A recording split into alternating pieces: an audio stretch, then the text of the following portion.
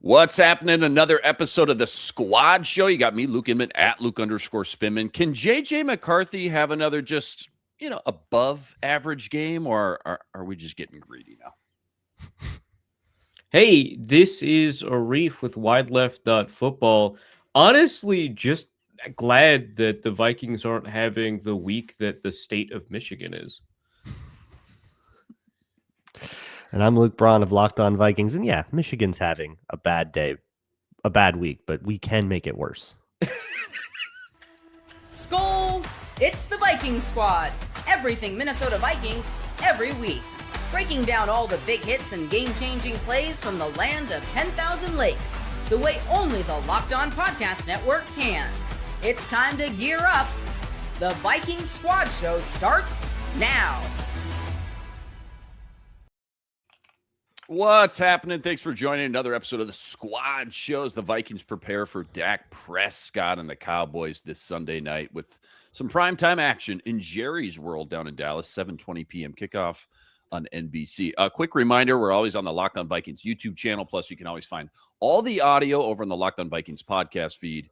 And, of course, wherever you find your podcasts. Fun lineup today. Everyone's number one matchup to watch this Sunday against Dallas. Plus, when's the last time the Vikings didn't make the playoffs, but we went into the offseason feeling kind of okay about things? It's also Thursday. That means we got Ron Johnson. He's stopping by to share his 2 cents as well. Today's episode brought to us by FanDuel.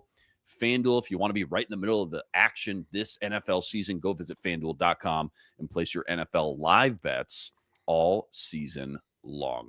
Let's just jump right into it here. Juiciest matchups on the slate this Sunday night. When you start to dive into all the X's and O's, all the stats, facts, analytics, whatever it may be, what's the first thing that I guess really jumps out or sticks out for you, Arif, as the Vikings, go into Dallas 6.5-point dogs?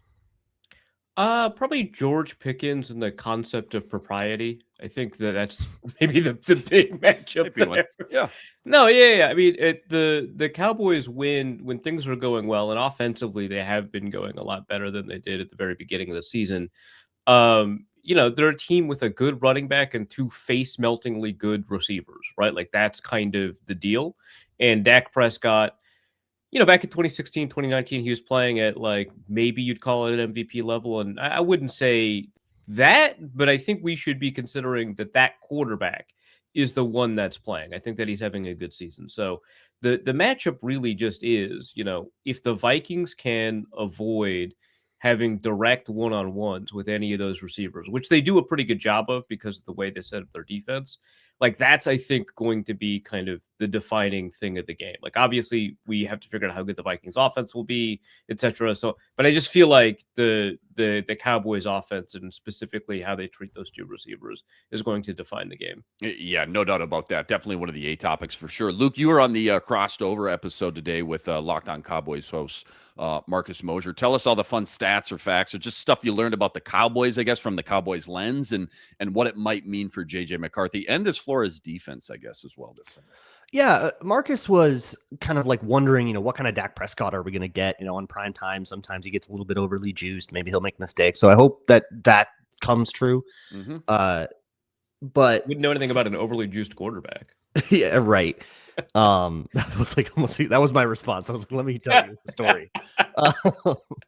But I think for me, one of the biggest fears of this one is the Cowboys will score points. That they can score points on everybody. They will move the ball, and so you're going to have to keep up. And you can't keep up if you're giving up a bunch of quick interior pressure. So how does Will Fries hold up? How does the rookie hold up? Even Ryan Kelly, who I thought played great against the Commanders, can he put another game like that down?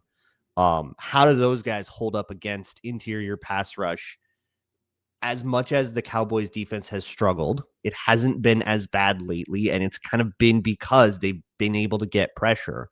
One of the key factors to McCarthy putting together a decent game last week was there wasn't a lot of pressure. He could sit back there, get the ball out when he was supposed to, and the pressure didn't rattle him, so he got to kind of keep his focus.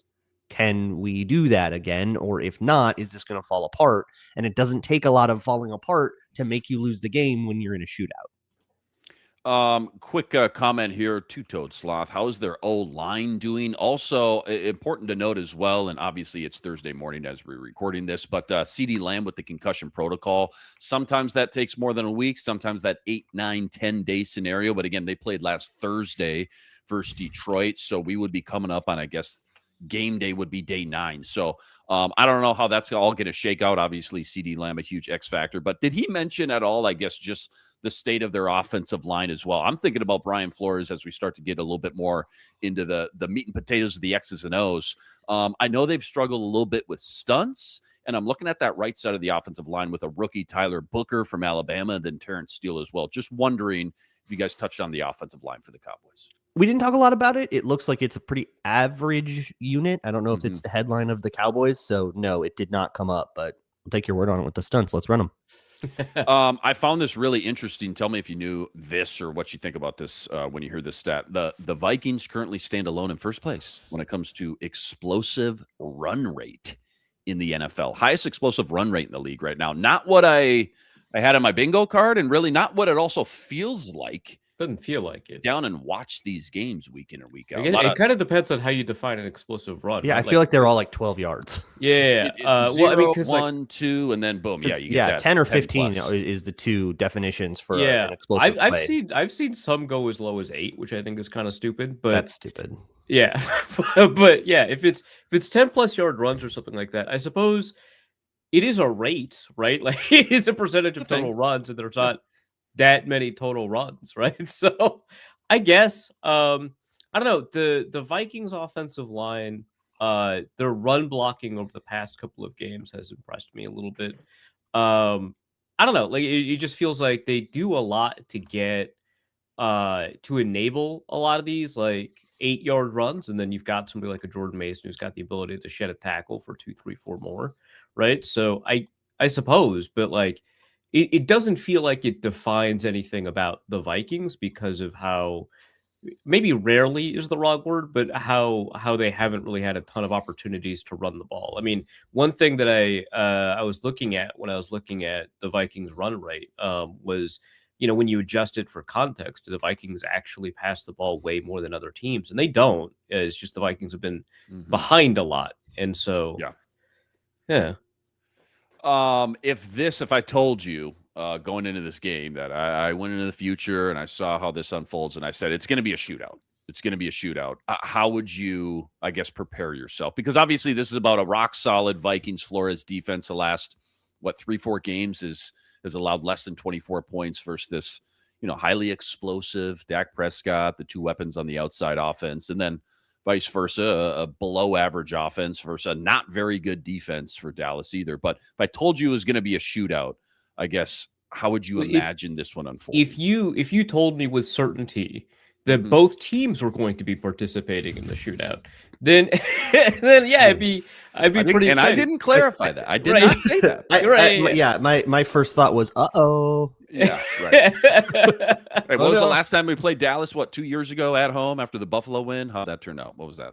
30? 40-3. Shellacking. That was the last time we played the Cowboys. But yeah, because the season is no longer, we're not tracking the wins and how many games behind and stuff like that. Like, it's just less important for me to figure out who's going to win if it becomes like a 40-38 close game shootout, and more like, oh, how'd they get to 38? How'd they get to 40? That'd be kind of interesting. Like, did JJ McCarthy turn something around, or were there maybe 2 pick sixes? I'm just more interested in McCarthy's progress, and so a shootout would potentially suggest that there is some progress being made there. That's my reaction. I would love to see McCarthy kind of show anything on the national stage better than what was going on earlier in the season. The Vikings had all of those island games. Oh my God. To start the season, like of their first 7 games, 5 of them were nationally televised and with no other games on. Like, and a lot of that was Carson Wentz. And people just like got a very, very a very hearty helping of the dysfunction of the Minnesota Vikings and got to watch the car crash in real time. I wouldn't have said it was like a misrepresentation of the Vikings for sure. No, but I would love to see them look competent once and be like, hey guys, by the way, while you looked away, we like cleaned our room a little bit. I would love to see that. Even though it's far too late. Vikings were listening to Jordan Peterson. It's fine. Look, that was decent advice. Blind squirrels, but and speaking of blind squirrels, let's hope our quarterback finds a nut. Hey. Yeah, speaking of those island game, man, I remember the Falcon game very vividly. JJ McCarthy, second start, all this and that, coming off the Chicago game. That Steeler game, for some reason, feels like an eternity ago, though. I don't know why. And obviously, the Cleveland game right after that. But we're all tired. Yeah, we're all tired, man. We're fatigued for sure.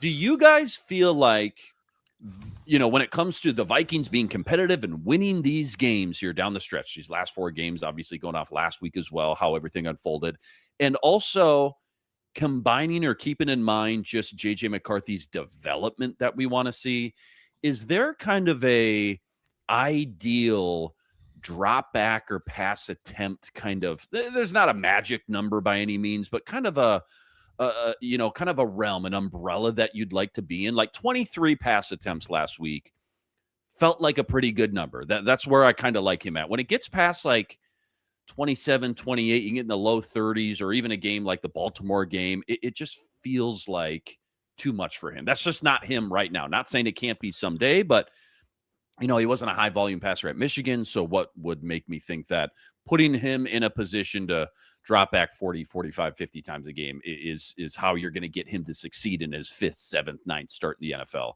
Just not what I want to bank on.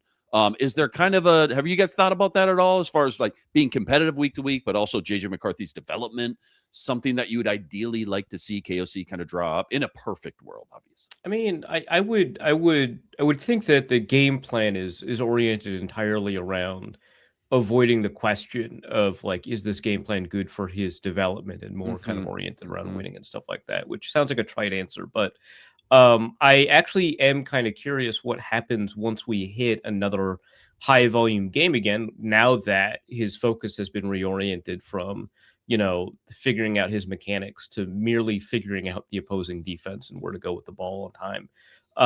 In this last game, before we hit the 95% win probability threshold, there had only been 13 dropbacks. That includes the sacks, right? It was just not that meaningful how often he was passing the ball. And one of the questions that we've had over the season is how McCarthy tends to get worse over the course of games, and I would imagine over the course of multiple dropbacks that are meaningful, right?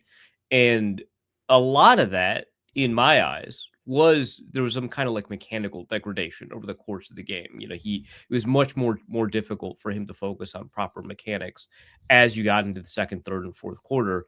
And now that that's no longer an element that is supposed to be weighing on his mind, the way the Vikings are approaching week-to-week game plans, I want to see if that pattern of degradation over a large volume of passing attempts, with no longer a focus on mechanics, continues. Like, is it maybe the case that a lot of his cognitive processing kind of diminishes as like fatigue sets in, as he takes on hits, as his arm gets tired, because he is throwing all arm, that's going to get tired. Like how does that change in a high pass volume environment? That's my question. So not really a magic number. Probably if there's few pass attempts, that means the Vikings are winning. So it's a good thing, but I am curious. Yeah, the game script is going to decide this a lot more than you get to decide it going into the game. Nobody goes into the game being like, we're going to pass 25 times today. Like, that's not up to you. Yeah. But for me, the more passing attempts he has, the longer my Patreon video has to be. So I have a different kind of rooting. 40. I don't care about run pass ratio. I don't care ever. It's never a thing I pass care about. attempts. Yeah, as a guy who had the over 29.5 pass attempts last week, to your point, Arif. Yeah, I know. At about halftime, they had 13 dropbacks. Yeah, I was counting every single one of them. Come on, Washington, make this competitive. Come on, please. What do you guys think about what sticks out the most as far as Flores' defense and and slowing Dak down. Easier said than done. Again, Dak's been lights out against the blitz this year. I want to say number 1 completion rate versus the blitz and like top 3 in yards per throw against the blitz as well. So it's not just dink and dunk. Hey, he's been highly efficient, dink and dunk. He's obviously cashing in on some of these deep chunk plays. So I don't know how you slow him down. I don't know if it's different looks, exotic blitzes, confusing that offensive line just enough. I don't know. But if this game does come down to, Byron Murphy and Isaiah Rodgers against George Pickens and potentially, again, CeeDee Lamb, who's dealing with that concussion, and then you blitz Dak, it just, I don't feel great about it. That's all. I'm just saying that's where the Cowboys have made their bread all year long, these deep shots. And it's not really a dig on Isaiah Rodgers or Byron Murphy, for example. Like Lamb and Pickens right now, they're just better than most deep downfield. I mean, upper tier, if not elite, one-on-one right now. Yeah, I think that's fair. I also have learned over the past 3 years to not take other quarterbacks' performance against the blitz too seriously when it comes to the Brian Flores defense. It is just kind of like a different animal to deal with. Not just in terms of, blitz rate, which obviously is just dramatically different in the Flores defense than literally any other defense in the NFL, but in blitz design, right? Because most blitzes that teams have been throwing against other quarterbacks all year have been with some level of man coverage or pattern match that makes it so that if we're asking questions about the blitz, we're asking how good are quarterbacks throwing quickly against man coverage to some degree, right? And that's not the question you're asking against the Flores defense, right? So like Dak Prescott, I think he's like second in the league in yards per attempt against the blitz. I think he's like 4th or 5th in PFF grade. His depth of target is 4th or 5th or what. Like all of his numbers against the blitz are pretty good. And that to me suggests that, he's not panicking, that he's doing a good job kind of identifying pressure patterns and figuring out protections and stuff like that. That's all good and important, but it just is really difficult to take a quarterback's performance against the blitz generally and apply it to how the Vikings deploy the blitz, even if we only look at it from 2 years ago, because the Flores defense is significantly different than it was 2 years ago, just in terms of, the coverage rules and the way that they deploy the coverage on top of those blitzes and stuff like that, which players are blitzing, whether or not they're blitzing more often up the A gap or out the side. Like it is a different animal. So I think the traits that Dak has, generally speaking, tell us he'll probably be good against the blitz, but I don't know. Teams that have done best against Flores' defense are the ones not necessarily that play the most quick game. They're not the ones that get the most bubble screens and keep, protections empty. I think the teams that get bamboozled the most are the ones that go empty a lot and then try to get, all 5 out quick and try to do. And those are the ones that either, their depth of target is 2 and they can't move the ball, or they don't have or they get ganked, or they get sacked because they don't have enough in protection. The teams that have found it against Flores and really moved the ball there will very often keep 7 in protection and then just kind of trust that they can find that the quarterback can find something with 3 routes. And, it doesn't, like, kind of counterintuitively, it doesn't have a lot to do with who those guys are because it's zone. But if they can, send somebody over the middle or send somebody to whatever hook zone is vacated by whoever is blitzing, that's how the Chargers did it. Or the Falcons ran the ball really well too, which always helps. But the teams that have moved the ball the best on the Vikings have found a way to do it like that. The Eagles, they kept a ton of extra people in protection. So I would say that if the Cowboys are smart, they'll do that. They'll find a way to keep extra guys in, block it all up, give everybody the help they need, embarrassment of riches in protection, and then see if you can't get. But so their primary answer is slants. They love a slant over the middle. So I'm thinking, hey, they're going to want to get the ball to probably Pickens or Lamb, slant over the middle. This is what Marcus Mosher told me. And then see if he can break a few tackles in the secondary, which, considering the rest of the way the rest of the season starting is gone, this week. Yeah. That's kind of angle we taken there on DK. I love the idea of like sitting George Pickens down and turning on Steelers film to show him what to do.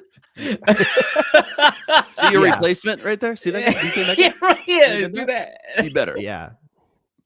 But like, I mean, Pickens yeah. does stuff after the catch all the time. Get a Yeah. slant, get the ball in his hands, see Yep. what happens. He's No doubt. remarkably difficult He's to tackle solid. given his size. He's really good. Has that been an issue? Uh-oh. There's a Uh-oh. lot of uh-ohs to this game for me. Last one before we go to break. Hopefully we get Ron Johnson here coming on in a few minutes. Fun little flashback. Arif, you were with me, 2016 Senior Bowl, right? Dak Prescott was there. Flashed a little bit, looked decent. Can you name one other quarterback that we watched down there? Bonus point if you get the quarterback that is currently active and starting for one of the other 30 NFL teams out there right now. Oh, geez. Starting. Okay. There's only one in this group that's starting right now. Yeah. Oh my gosh. 2016. I'm going to fling out a couple. Maybe that'll get the juices flowing. Cody Kessler from USC, Kevin Hogan, Stanford, Oh, gross Jeff class. Driscoll, Brandon baby. Allen. There's one, your arch nemesis was down there. He's neither active nor starting. Yeah, I don't got to worry about that. Oh, man. Okay. North Carolina State. Oh my gosh. It's not Mike Glennon. Mike Oh Glennon. no. Oh, it's Phillip Rivers. Oh God. No.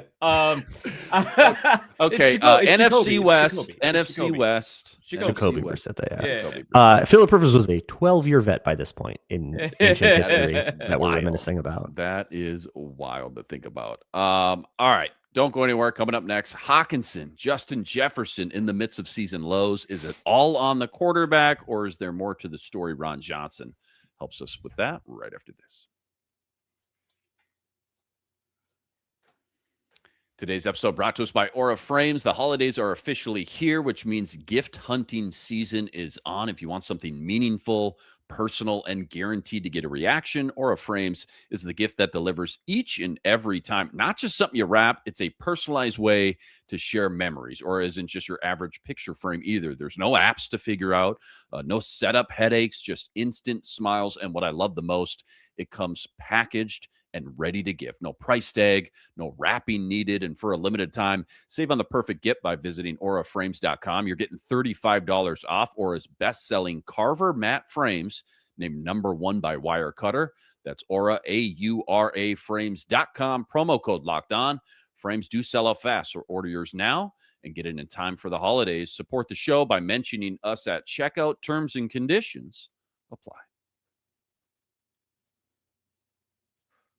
All right, as we wait for Ron Johnson to stop by, it's been brought to my attention, TJ Hawkinson and Justin Jefferson are, in fact, projected to hit some career lows, yards, receptions, touchdowns, the whole gambit.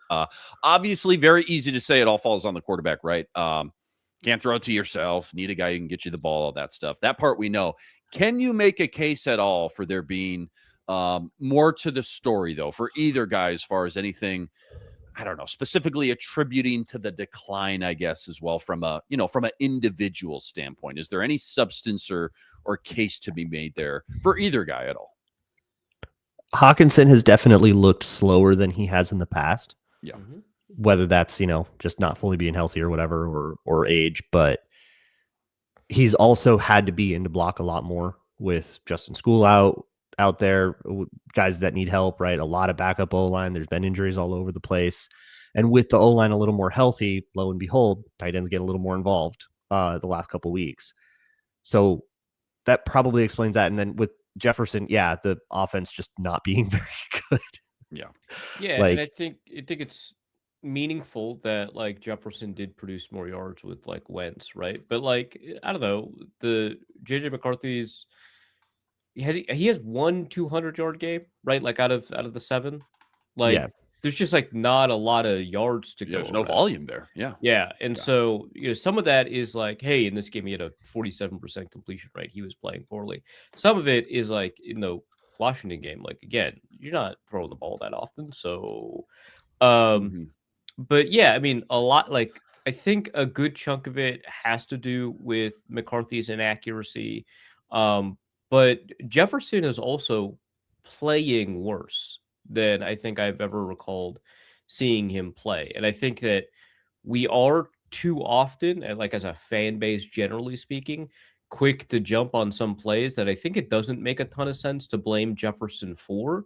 But the thing is, Jefferson does stuff all the time that bails out quarterbacks, and we're not seeing him bail out quarterbacks that often. That's a high standard to hold him to, and it's one that he's earned based off of his contract, level of play, and focus within the offense. And so I would say, his ability to hold on to the ball, the fact that he's slipping more often, it seems like, than we're used to seeing. And he probably slips more often than any other elite receiver I've ever seen, just generally. But it seems like it's happening much more often this season. There's a bunch of small things in terms of what he's doing, but I don't want to overemphasize that when talking about or explaining his yardage totals, because I think a lot of that is that there just aren't that many passing yards to go around, whether that's because of play or game script. Yeah, and I would guess in the last few weeks too that like his market share has gone down. But when you start bringing it down like game by game, that will happen to Jefferson always. There'll be teams that just, overcommit to him and then everybody else gets to go off.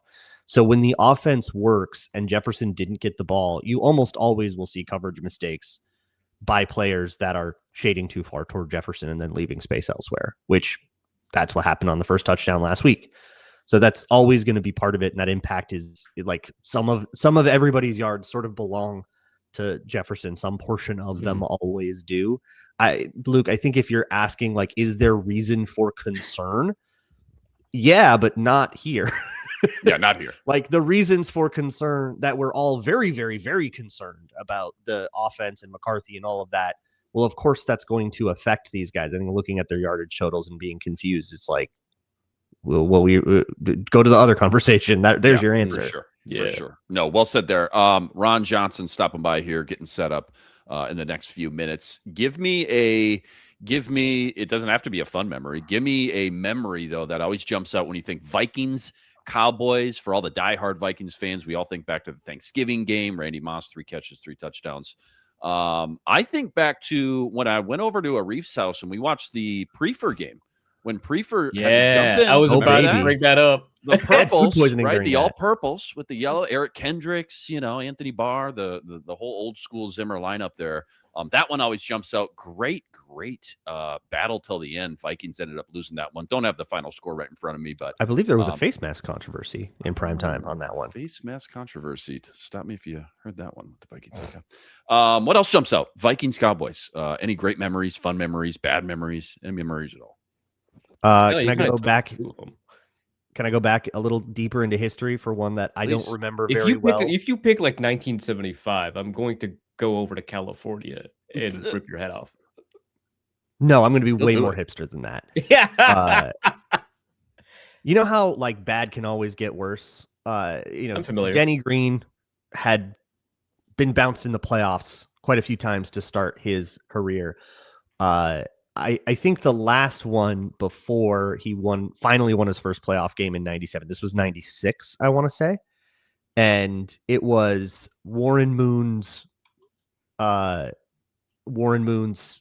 Cowboys, or Warren Moon's Vikings versus Troy Aikman's Cowboys. And it was it was in Dallas, and it was an absolute blowout with Emmitt Smith running all over us. And at a certain point in garbage time, one of the clincher dagger runs was a reunited Herschel Walker running for 15 yards on the Vikings in a playoff game that almost got Denny Green fired. That's fantastic. That's what you want. I am just pulling up the history here head to head. Cowboys have won 5 of the last 6. Forgot about the Halloween game, by the way. That was the second to last time Vikings Cooper Rush played. Cooper Rush, the Halloween game, man. Cooper Rush Halloween primetime game. Primetime game. Sunday Night Football again. The Cowboys love to hand the Vikings fireable offenses. 100%. Yeah. So again, losers of 5 of their last 6. Anybody remember the last win? I don't remember this. 2019, November 10th, 28-24 victory at A&T Stadium. That was the game everybody first noticed Dak Prescott's little like hip wiggle warm up thing. Oh yeah. Oh, was that? That was when that went viral. Yeah. Kyle Rudolph 2 1-yard touchdown passes to make it 14-0. 1 yard from Kirk Cousins. Yeah, Randall Cobb touchdown pass, Michael Gallup, Amari Cooper, and then Dalvin Cook with the go-ahead. I remember being worried about Zeke Elliott, and he didn't do anything. I think Eric Kendricks locked him up on the last fourth down of the game, if I remember. That one went down to Eric Kendricks running out to the flat, diving pass breakup, and that was 4th and 5. Phenomenal. Last one here. Hopefully we get Ron Johnson here. He's setting up his mic right now. Last one was in person for this one. The 2009 season, technically 2010 playoffs, first round. 34-3. Sidney Rice goes off. Jared Allen going off. Oh Ben my God, Lieber Sidney with Rice an had such a interception? game. Yeah. Dude, Sid the Kid went off Yeah. there. I'll pull up the box score real quick as we wait for Ron, but 47-yard pass from Brett Favre, 16-yard pass, and a 45-yard pass. All touchdowns, obviously. So 3 touchdowns on the day. Shanko with the last one there in the early fourth quarter, make it 34-3. What a game, though. What a game to be at during that 2009 season. First round, you blow out the Cowboys at home. On to the Saints. Hope Wes Phillips isn't listening, because Wade was pretty mad about that one. On to the Saints. He We're was bringing in pretty Ron mad about the Johnson. Vikings scoring a touchdown in the last, in the fourth right. quarter of that one to go up by more. He thought it was running up the score on a play where Wade Phillips blitzed. Oh, well. So what are we doing, Wade? What are you doing? Yeah. Ron Johnson, he's here at 3 Ron Johnson. Check him out every Tuesday on the Ron Johnson Show as well. Ron, we were just talking about biggest matchups to watch or kind of dial into this Sunday if the Vikings are going to find a way to make it 2 in a row and upset the Cowboys in Dallas on primetime. What's your number one matchup to watch after watching the film this week? I don't know if there's a matchup. I mean, my biggest thing, I'm just looking at first down. And this is for the Vikings offense. We talk about, and here's the thing too. I want to kind of address this read progression, right? Everybody's talking about pure progressions and all this crap. At the end of the day, people want to come up with words that are sensational. And so the sensational word right now is we're going to call it pure progression. It's just football. It's literally just football. And I see, Kurt Warner and all these guys. We never had a thing called pure progression. It's just progression. It's here's the coverage. Here's number 1 to number 2 to now you got the over out 3. That's just so unless I'm mistaken on what we're all talking about here, it seems way too complex that they're trying to make it than what it really is, which is basically coverage. And so when I talk about the Vikings offense on first down, when you look at the Cowboys' first down defense, they've given up almost 6 yards per play, which is 27th in the NFL. They've given up 92 first downs on first down, which is 29th. This year, they faced 202 passes on first down, which is the 3rd most. And everybody's like, oh, it's not normal. 2024, 171, that was the 14th least. And then 2023, 175, that was the 8th least. What was the big difference? Micah Parsons. Teams were not really trying to force the ball early, knowing Micah Parsons was the rush in on that play. As the game progressed and as they were able to figure out, okay, we know this is a rush down, so we know we can identify where Micah Parsons is at. Without Micah Parsons, teams are just attacking them early. They're like, look, let's get them behind the sticks. Let's make them play more defensive. Let's not let their defense be offensive. Let's not let their defense dictate what we do. So I'm looking at first down. If the Minnesota Vikings want to have a chance to win, because the offense for the Cowboys is great. They're number 1 in the NFL. The defense is the reverse. They're 29th in the NFL. So it comes down to, we know the Dallas Cowboys offense is going to move pretty handily down the field. They're going to do what they do. Brian Flores is going to play the bend but don't break and then try to maybe make Dak Prescott make a mistake. But the biggest thing is he can run. I'm looking at the Vikings offense on first down. They have to keep up with this Dallas offense.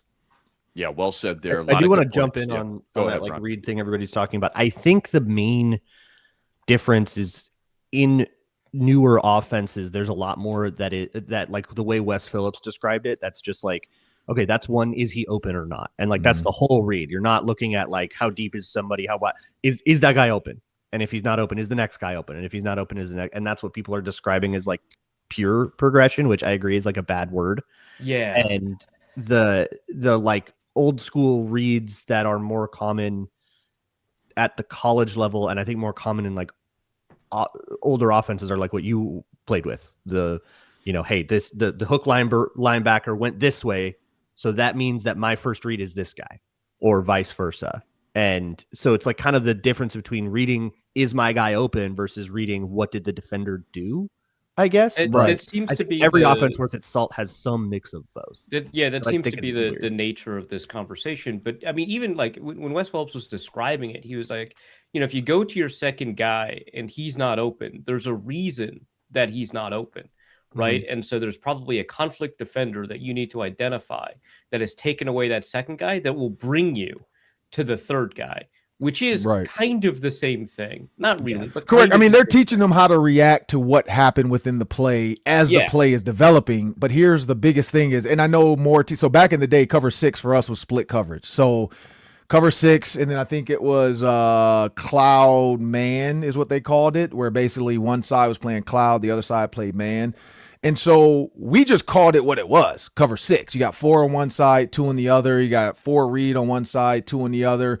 We just gave it a coverage call. Now they're calling it split coverage, and they want to make it sound sexier and identify it more so of, oh, that's a split coverage. This side of the field's playing quarters. This side was playing man, and that's what you saw the Seahawks do to Max Brosmer. They played 3 to one side, kind of like a 3/4 look, and then they played man to the other side on that interception when he threw the seam route, and he should have thrown it to Justin Jefferson on the go ball. The progression or pure progression in that, the biggest issue I see with that and versus just teaching, like I like how Kurt Warner said it. I always looked at MOFO or MOFC. So MOFO, middle of the field open, or MOFC, middle of the field close. And so we used to always, and the funny thing because in college we didn't do it that way because ours was more like, here's the routes. You figure out which one guy you're going to go to when you go to him. But when I saw MOFO first, I'm like, man, we just out here calling people names. And then I started realizing, like, okay, I see what you're talking about, coach. Like my rookie year, that mini camp was the funniest. When we saw MOFO on the board, half of us was like, MOFO? Like, what are you talking about? He's like, middle of the field open. We're like, oh, just say cover 2 or say cover 4. He's like, no, MOFO. Like, we got to know, is it MOFO or is it MOFC? MOFO. It's MOFO. So, but middle of the field open, middle of the field closed. I like when Kurt Warner he's been coming over the top of a lot of people. He's kind of put himself in this JJ McCarthy conversation. It's very funny. But he said, is it middle of the field open or is it middle of the field closed? That's the very first thing with the pure progression. Find that first, then now okay, if it's closed, 1 is taken away right away. Mm-hmm. I got to go to 2 or 3. If it's open, 1 is I'm going here because this is 1, and then, a lot of people talked about the double outs with the go route conversion or the hitch versus conversion. That's the same thing I literally said. It's quick game. If you have a hitch and he's pressed up, you have a go. If he's off, you have an out. The quarterback has to read, is it off or is it press man or what is it? So, again, I get it. Let's call it pure progression. Fine, I'll do it because that's what we're doing now. But I give. But I do. I gave up because I even deleted a couple of my tweets because Kurt Warner responded, and I'm like, you know what? I'm deleting these because I don't even want to be in this conversation anymore. You don't need that. You don't need that. It just reminds me of when people were calling the Donatel defense a shell defense. It's like they all do that. Why are we calling it that? It's a shell of itself is what it was. Like that's that's about the only shell. Fragile. But to that point, so I'll call it pure progression. What I'm looking for is on first down, can he figure out that first progression first? Because again, Max Brosmer's first progression when it was middle of the field closed is you don't have the seam. You go to the man outside because that means 2 of the corners are backing off. So take that. The safety is robbing your seams. So you go outside, whether you have comebacks, curls, or goals.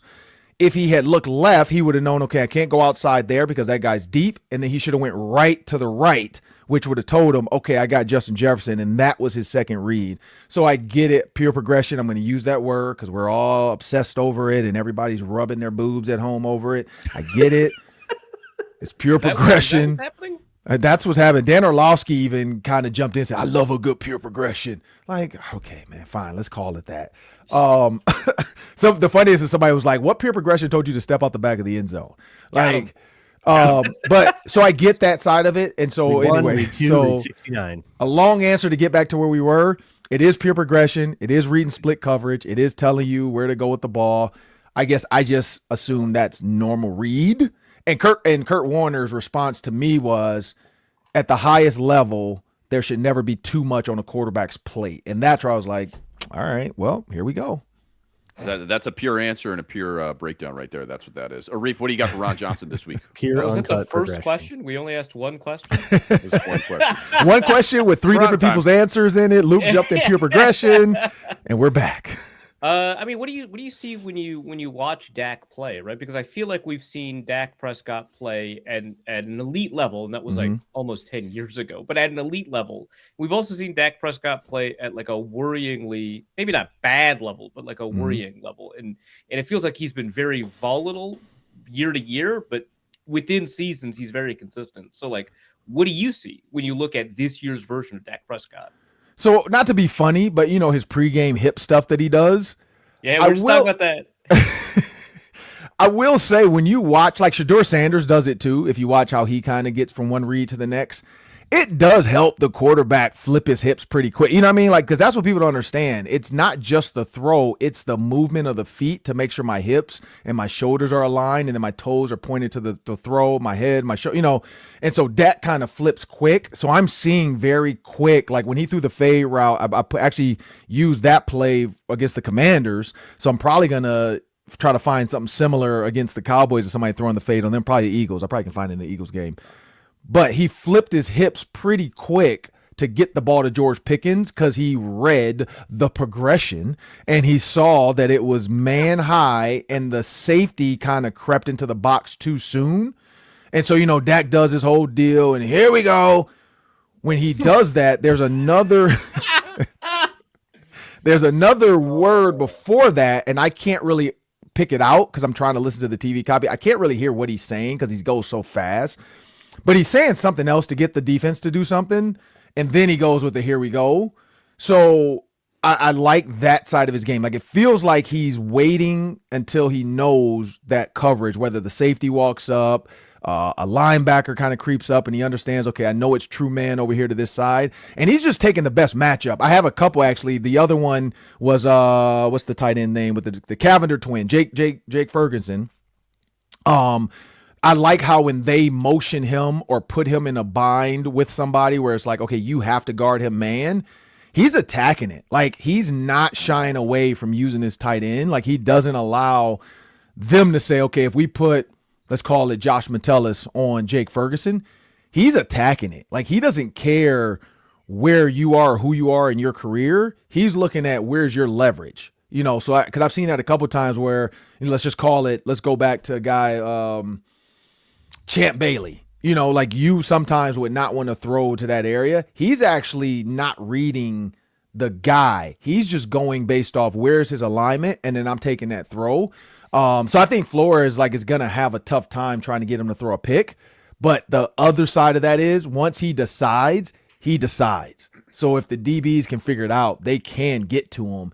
It's just like, can they figure out what he figured out? Like he kind of sees them and then he decides where he's going. And you could tell because he'll look off a guy to the right and then he'll come back to the bang gate, to the slot tight end or the slot receiver running a post. And he's hoping that the outside guy holds his corner by whatever his route is. And I will say the Cowboys have been doing, like, as much as it pains me to say this, like they're doing a good job offensively. Their defense is just bad. It's almost like they don't want to rush the quarterback. I don't know if they have a thing out to make Jerry look bad for trading Micah Parsons on purpose. Like, hey, let's in solidarity, let's not touch the quarterback.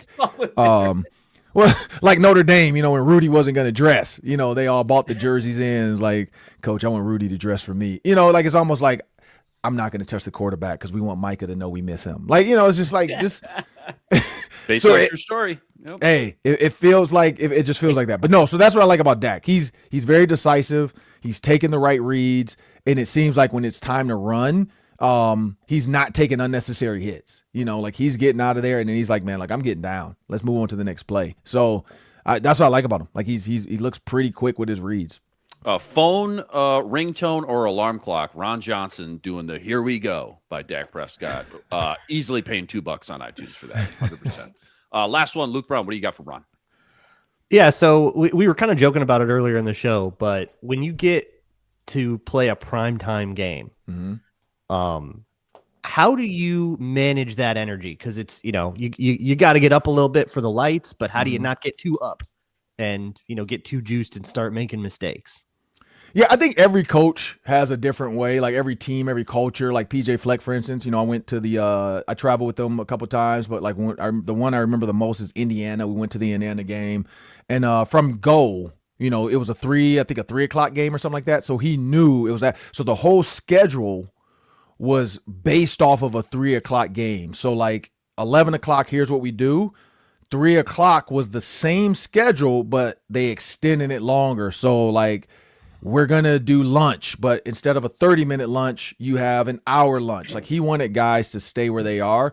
I think players are the same way. Like the guys that like to get on the first bus, they're still going to be on the first bus. Guys like to get warmed up at this time, they're still going to try to plan it out by the hour. And then from a player perspective, like when you get there, go through the same things. Like it's more cameras, it's more media, it's more people. You can't let that dictate you. Like you can't get out there all of a sudden and wear your SpongeBob, shoes because you're on prime time. Like do what you do. And I think that's the key to this is like, don't go out there and all of a sudden start trying to make one-handed catches because the cameras are watching. Like if you're not Justin Jefferson, don't do it. Like don't do what JJ does. Let JJ do what he does. I think that's the big part of it. Like a lot of guys will see the cameras, you'll see the little string stupid camera thing. It's media, lights everywhere. I don't know how many different networks are streaming this thing. But yeah, that's going to be the biggest key to Sunday Night Football. Don't spend more time picking out your threads for a primetime game? Come on. You're going to. I'm not saying you're not going to. That's like inevitable. I can't lie. You're going to want your Louis Vuitton shoes on for pregame and, all that stuff. But I'd say from an energy standpoint, like don't, right. And again, this is the biggest issue is if this was like Packers, Bears, I could see a little bit more like chirpy at the 50, all that kind of stuff. It's Vikings, Cowboys. So I don't even think there's any animosity there. So that's the other side of those. Like when you think about like Ohio State versus Michigan or Notre Dame versus USC, when it's a night game, it gets a little bit more kind of chippy. You get guys. So then guys are way too amped up. And the very first punt or something, like the gunner gets thrown into the bench because everybody's just super hype.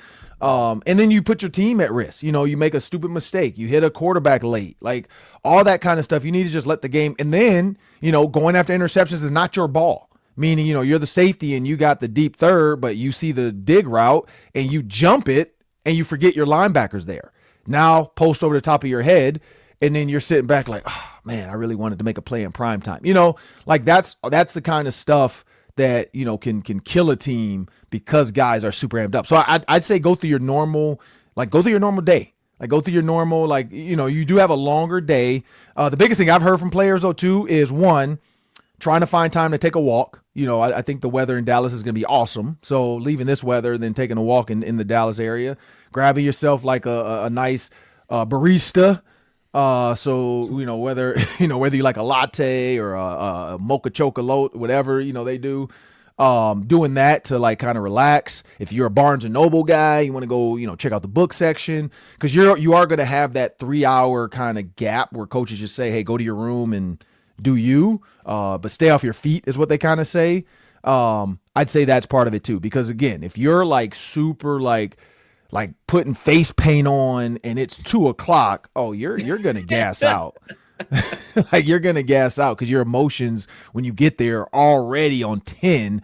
But yeah, I don't, and here's the thing, like the question you asked, right? I don't really know. And maybe I'm just old and I forget, but when you're a must-win season, like I wonder how much of this is like we have a 1% chance of making the playoffs.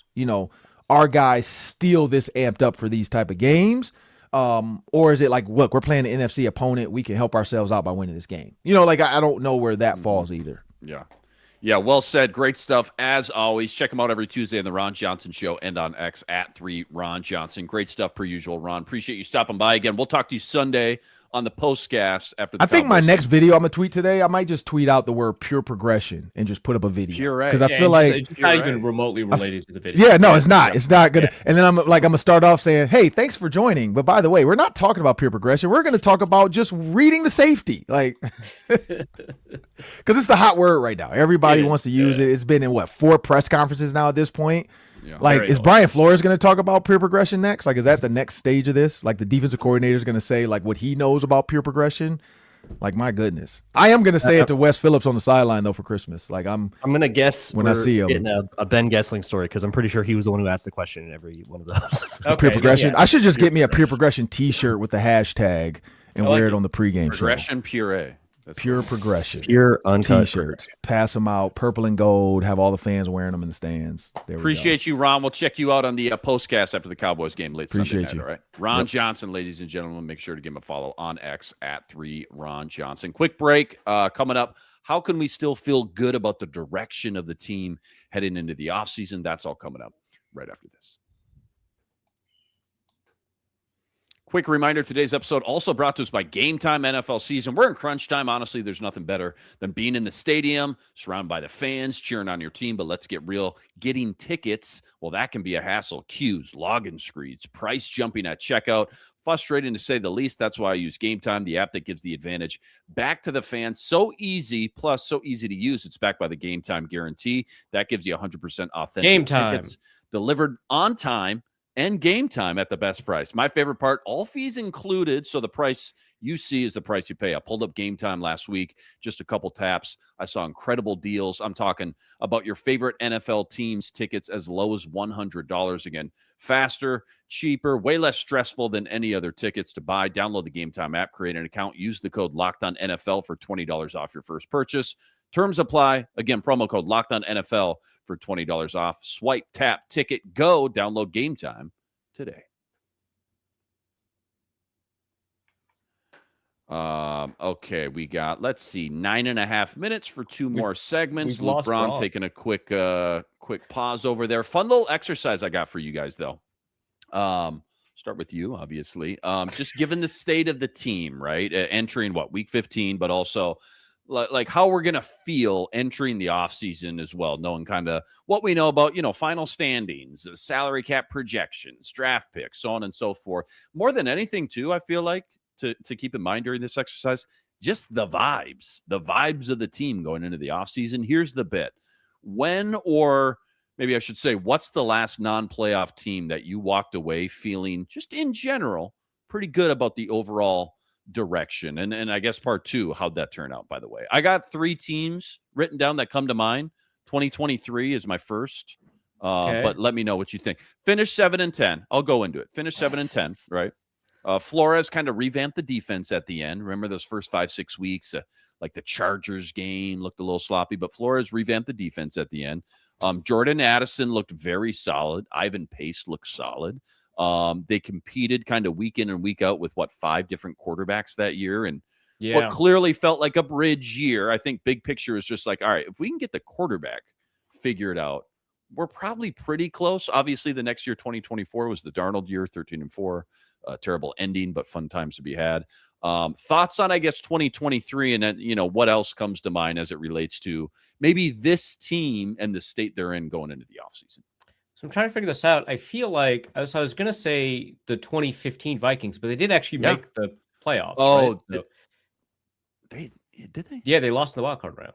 Oh, okay. Maybe 2014 though, 7-9, and Zimmer. I was very happy with the 2014, but it's like the 2015 Vikings to me represent, even though I'm picking them, even though that they count right as a playoff team. Yeah. Because Bridgewater ended that season so strong relative to, where he'd been, and he'd been playing like an average, below average quarterback, but we all loved him, right? Mm-hmm. And it was setting up for a really phenomenal 2016. Of course, we all remember outstanding training camp, great preseason game against the Chargers, and then for some reason he didn't play for the next couple of years. Don't know what that's about. But no, I was pretty happy with that team. Otherwise, man, I mean, the 2003 Vikings didn't make the playoffs. They were outstanding on offense and defense, and they just went 9-7, right? And obviously, 2004 turned out to be kind of one of the more interesting seasons that we've seen from the Vikings in a long time. Yeah. I would say, man, a lot of these Vikings teams did make the playoffs. This is tough. I got two more just to fling out there. You've already, you've already kind of flung out a lot of good ones. 2007, they go 8-8, but the vibes were high, right? AP rookie explosion, Sidney Rice flash, defense. Yeah, was elite versus the run from what I remember. Don't quote me on that. Tavares kind of showed some flashes, I guess. O-line was really solid. I just remember going into 2028. It's like, again, competent quarterback play. If we can just get that, it feels like we could be kind of dangerous for sure. The only other season I kind of wrote down here, 2011, 3-13, only because it was like, it can only get better kind of optimism at that point. Only up from here. Love the new head coach, Frazier. Right. Ponder wasn't good. Jared Allen had like 22 sacks that year, I think. Adrian Peterson tore his ACL, but he vowed to come back better and stronger. He's coming back. Don't worry about it. He'll probably get him back maybe 4-6 weeks into the season. And Yeah, and we'll go from there. The roster, I remember, had some young kind of cornerstones. They had Kyle Rudolph, Lode Holt. They ended up drafting Matt Khalil, so that 2012 draft kind of brought some excitement as well. You had Khalil and Harrison Smith, 2 first round. Back then, people were excited about Chris Cook. No, that's a little bit thing. Too early, maybe.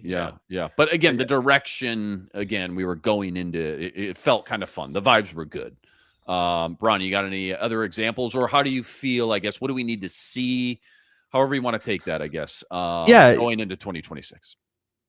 Well, I can't believe you guys didn't say 2014. Mike Zimmer's first year. The problems of the Frazier Frazier era were gone, right? Yeah. I mean, you had like that year. The vibes of that year were kind of sullied because that was when the Adrian Peterson child abuse thing was going on. I think that's why I didn't pick that. So like the vibes kind of felt bad, but from how you felt about the team, I think they ended up like culture 7-9. Like, it was a very modest performance, but it was, hey, head coach's first year. You had some really interesting games in that one. They had injury issues. You figured that they would they spent most of that season without Adrian Peterson. So you kind of had this reason you had a lot of reason to feel like, okay, things are looking up, and to project that they were going to take a step forward in 2015. And then they did. They did. Yeah. Teddy Bridgewater looked halfway decent, which was and Barr, you had rookie Barr going on, McKinnon, I think. Dude, Barr's rookie season was outstanding. That was so fun. They signed Linval, I think, that year, right? Or was that 2015? Was that 2015? I thought that was like one of Zimmer's big prize free. It might have been. He was like, let me go get this big nose tackle. Yeah. Barr chasing down the running back against the Falcons game and forcing that fumble got me so unreasonably hyped. I think that was the same game Matt Castle broke his ankle or whatever it was.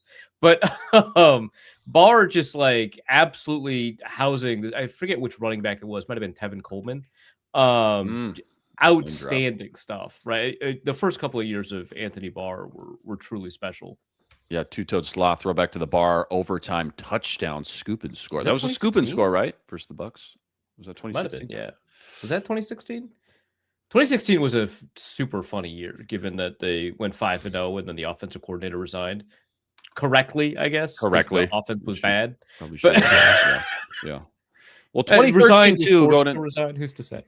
Yeah, 2014 also felt so good because 2013 was just so god awful as well, right? I mean, no, that's part of Frazier, right? And Donovan McNabb and the whole thing. It was like this 7-9 felt like, oh my god, we're on top of the world. Like, what's next? Dude, and the defense was so much because the 2013 defense was one of the worst Vikings defenses I think we'd got to watch the tape. Got to go back and watch the tape. Got to go back and watch the tape. Defense was real. Asher Allen, baby. Asher Allen, dude. Chris Cook, how many day two, second, third round cornerbacks has this team taken in the last 15 years? Josh Robinson was a third round, right? Josh Robinson hung around for a little bit for sure. Yep. Asher Allen. Did we already say that one? Chris Cook action. Yeah, after trading down out of the first round. Right. Mac Alexander. Fun game right there. There you go. Final segment coming up next. We got our weekly gambling picks. That's all coming up right after this. Quick reminder, today's episode also brought to us by FanDuel. NFL Sundays move fast. One big play, suddenly everything feels different. That's what makes live betting with FanDuel so exciting. You're not just watching the game, you're reacting to it in real time. And with FanDuel, you can place bets as the action unfolds. Every drive, every momentum swing, every highlight moment. And personally, I love the live betting because FanDuel lets you jump in live with the moments as live spreads and money lines start adjusting instantly. Player props updating as guys start to heat up. You can even bet next drive touchdown scores, drive results, totals, you name it.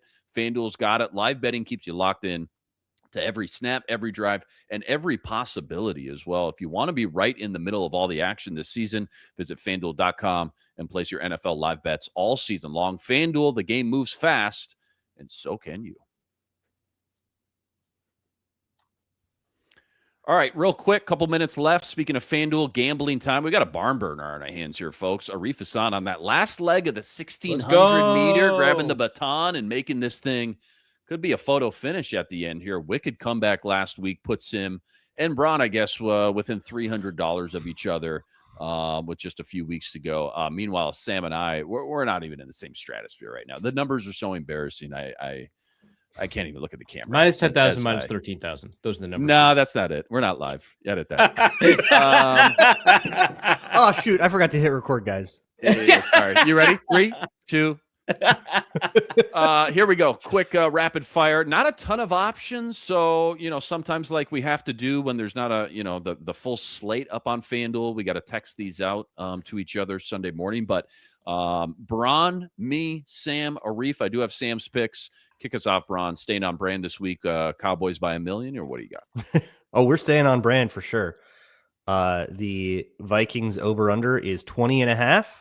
Oh, my God. The offense has a good game. When a bad team has a good game, the letdown is coming. I'm taking the under. 20.5. Under Vikings, right? So under 20. Just Vikings, team total. 20.5. Team total. Okay. Yep, I like it. Just Vikings team total 20.5. Dude, They you're will going to not look score so more than 20. stupid when Will Reichard kicks 7 field goals and sets an NFL record.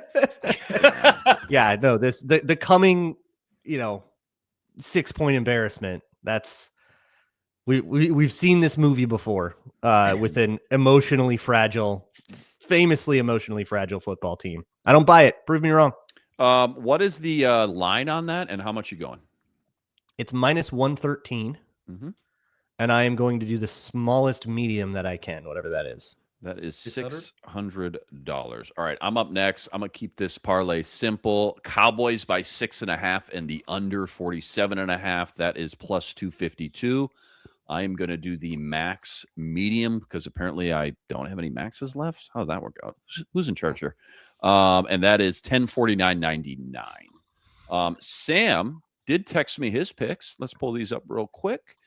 Sam's first parlay, if you can believe it, 3-leg parlay. JJ McCarthy, 250 to 3 legs, dude. It's so dude, over. we're going big. Only 4 weeks left, dude. What do you think it's going to look like by week 18? JJ McCarthy, Chase, your losses. 250 yards or more. Vikings plus 7.5, and Aaron Jones anytime touchdown. That's parlayed at $1,000 bet to win $16,488. Arif Hassan back to back. Yeah, so these aren't up yet, but I'm going to estimate, right, what the odds might be. So I'm going to take 2 minimum mediums, which are $600, right? And I think this is Justin Jefferson's like comeback game, as a manner of speaking, right? I would say the Vikings are going to try to get him the ball just to kind of shut some stuff up, and his target share is high. It's just his yard share is pretty low. So I think it's going to come back around. His over-under is no longer in the high 70s. I don't think it's even in the low 70s. I think it's probably close to 60 now just because of how low volume the passing offense has been. So I'll take the over on if it's like 60.5. And if there's no 60.5, it'll probably be 60 plus as an alt line somewhere. So I'll do that for $600. That's anywhere between minus 104 to minus 120, like somewhere in there, right? Yep. Yep. And then Let's the put other one minus is 110 for now. Yeah.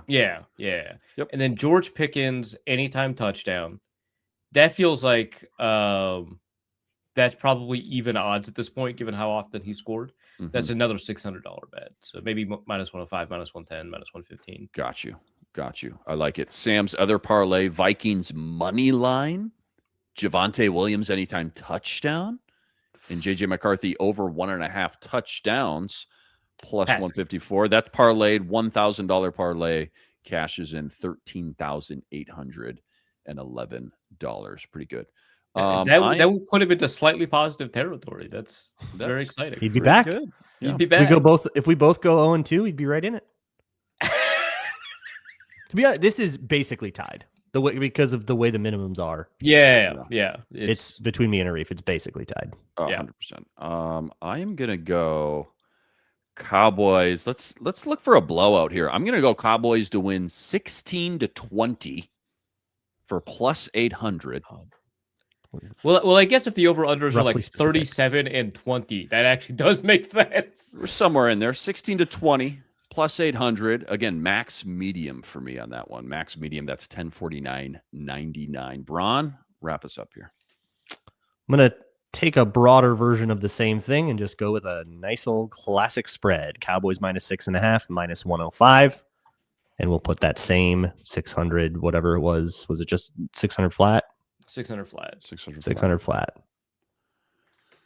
Boy, it must be nice to just do like nice, normal, easy vanilla bets when you're in first place. I don't know. You've seen me crash out in the text. That's true. Yep, that's true. Yep, he's got a problem. We're doing fine, but he's got a problem.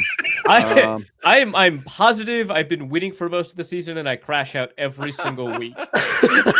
Oh man. Yeah, no, this is the year, though, dude. This is the year.